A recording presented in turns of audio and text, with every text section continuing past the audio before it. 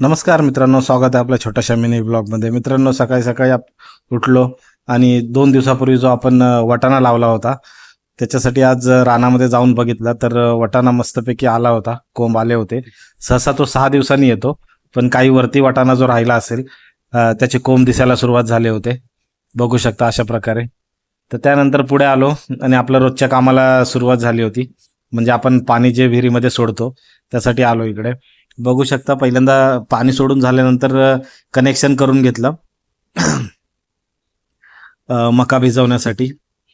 तर अशा प्रकारे मोटर चालू केली. मोटर चालू केल्यानंतर हा वॉल बंद करून घेतला, म्हणजे जेणेकरून आपल्याला पाणी ते जाणार नाही रिटर्न. आपल्याला मका भिजवायची आहे. बघू शकता अशा प्रकारे खाली पडलेला आहे बॉक्समध्ये वाऱ्यामुळे. तो आता वरती लावायचा आहे. बघू शकता पाणी चालू झालेलं आहे. आता मका भिजून घेऊया. आणि आता जास्त वाफे नाही राहिलेले आहेत, हे मला वाटतं 3 वाफे राहिलेले आहेत, त्यामुळे जास्त पाणी काय लागत नाही, लवकरात लवकर भिजून होते. तर थोडं पाणी भरून घेतलं, कारण आपण बांधावरती इडलिंबूचं झाड लावलेलं आहे, तिकडे आपण ड्रमानी पाणी टाकतो त्याला. बघू शकता अशा प्रकारे थोडं थोडं पाणी टाकावं लागतं त्याला, जसं जसं की मी वेळ मिळतो तसं पाणी टाकतो. आता डोक्याच्या वर गेलेलं आहे जवळजवळ ते झाड, बघू शकता. अजून काय फळं आली नाहीत, पण येतील लवकरच.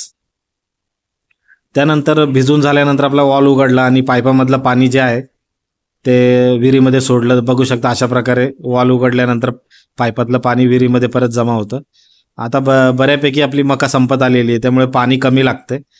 आधी मी 3 टाईम पाणी काढत होतो मक्यासाठी, विहिरीमध्ये साठवत होतो, पण आता 2 टाईमच करतो.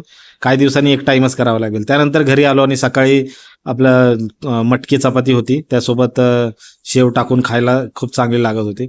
11 वाजले होते. 11 वाजल्यानंतर थोडा दुपारचा आराम वडिलांचा असतो, तर जेवून वडील झोपले होते. इकडं आईचं आज पाहुणे येणार होते म्हणून चालली होती आमरसची तयारी. बहीण आणि दाजी येणार होते.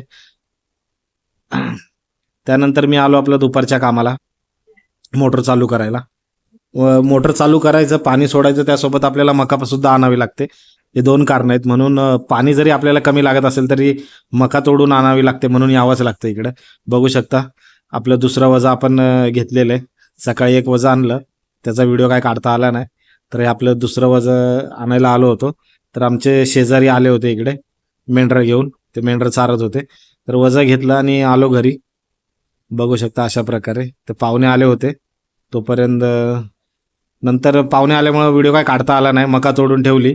आणि नंतर तेच पाहुणे आले होते, आमचे दाजी आले होते, त्यांना घेऊन आमच्या काकांच्या बागेमध्ये आलो होतो, आंब्याच्या बागेमध्ये. तर त्यांनी ड्रॅगन फ्रूट लावलं होतं. बघू शकता किती छान प्रकारे फळं आलेली आहेत. ड्रॅगन फ्रूटसोबत त्यांनी सफरचंदाची झाडं सुद्धा लावलेली आहे, आणि एक आंबा सुद्धा आहे, सदाबहार आंबा, तो सुद्धा तुम्हाला पुढे व्हिडिओमध्ये दाखवतो मी. बघू शकता अशा प्रकारे ड्रॅगन फ्रूट आहे, आणि त्याला फळं सुद्धा छान आलेली आहेत. आणि जे मी तुम्हाला सांगितलं सफरचंदाचं झाड, बघू शकता अशा प्रकारे सफरचंद आलेले आहेत. बघा अजून ते कच्चे आहेत, पण लवकरच 1-2 महिन्यामध्ये चांगले लाल तयार होतील. त्यांच्याकडे 2 प्रकारचे सफरचंद झाड आहे.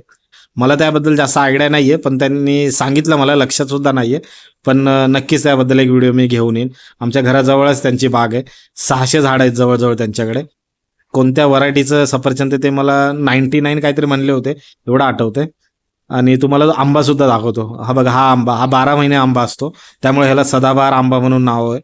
बघू शकता पूर्ण गोल चेंडूच्या आकाराचा गोल आंबा असतो हा. मित्रांनो, आजच्या व्हिडिओमध्ये एवढंच. व्हिडिओ आवडला असेल तर व्हिडिओला लाईक करा, चॅनलला सबस्क्राईब करा. इंस्टा फेसबुकवरून बघत असाल तर फॉलो करायला विसरू नका. चला बाय बाय, गुड नाईट, भेटू पुढच्या व्हिडिओमध्ये.